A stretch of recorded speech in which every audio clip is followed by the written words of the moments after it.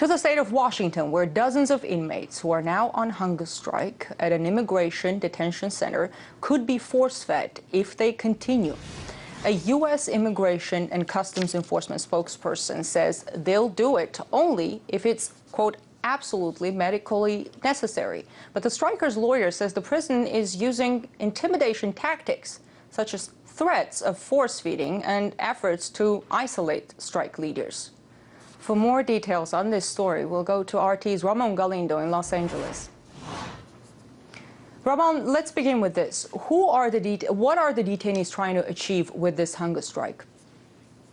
Sure. Well, this hunger strike started last Friday with reportedly some 1,200 detainees going on hunger strike. Now, yesterday that number dropped down to 5, and this morning ICE tells me that there are a total of 4 people still on strike. But basically what they want is an end to all deportations across the country and really an improvement to their conditions right now at the Pacific Northwest Detention Center, which is run by the private prison contractor Geo Group. Now, according to these detainees, they're paid $1 a day for the jobs that they perform there. As I mentioned, this started on Friday. On Sunday, a new list of demands came forward from the detainees. Advocates for the detainees talked to me a little bit earlier about it. Let's hear from them now. They want lower bonds to be able to pay this bond and get out of the detention center so they can continue with their civil proceedings outside with their families in their homes. They also want asylum cases to be resolved in a quick matter. Some of them have been there for years waiting for asylum cases. They also want to ensure that they have due process. They want to be able to actually see a judge and go through the system. And according to these advocates for these immigrant detainees, some of these detainees are being isolated reportedly so that they can't coordinate with other strikers. And as far as demands go, so far ICE hasn't met any of them.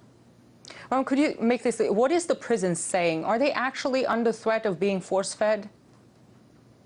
Well, I spoke with ICE earlier today, and they said that as far as the hunger strikers go, they are following protocol. Now, they say that there are 4 hunger strikers still being under medical evaluation. And during this medical evaluation, they are informed that if they refuse to eat, that they could possibly be force-fed. Now, there's no confirmation that has happened yet, and they wouldn't give me an official statement as far as whether they're threatening anybody. What they did say, the only official statement that they have released to us and to other media outlets is saying that since Friday, U.S. Immigration and Customs Enforcement officials and detention center management have been communicating with detainees.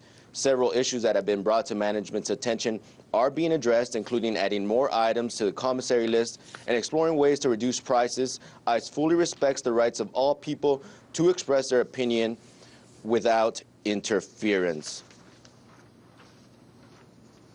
Ramon, this hunger strike has highlighted the issue of immigrant detention in general, hasn't it? The U.S. is now holding 34,000 immigrants behind bars, and as I understand, it's required by law to keep it at that level. Can you tell us more about this?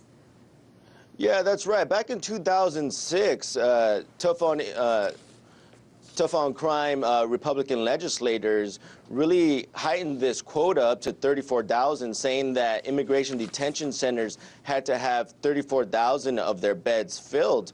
And that's one of the things that these activists are trying to fight. Let's hear from them now. The reason why there's this roundup of immigrants across the nation has to do a lot with Congress mandating for a couple of years now that ICE should have 34,000 people detained across the nation any given day. And that's why they're going around trying to meet this quota. And this quota just came down from Congress with no real understanding of what they were doing. And that is also the reason why on April 5th, we're going to reach 2 million people deported. That's right. And right now, federal spending on immigration detention and deportations has topped $2 billion every year. And, you know, the beneficiaries of this are really these private prison corporations such as the Geo Group and the Corrections Corporation of America, who have very large contracts with the federal government to transport and to house these immigrants, and who have spent a lot of money lobbying on Washington for these tough immigration measures that we've seen over the years. Thank you. Great report. That was RT's Ramon Galindo from our LA studio.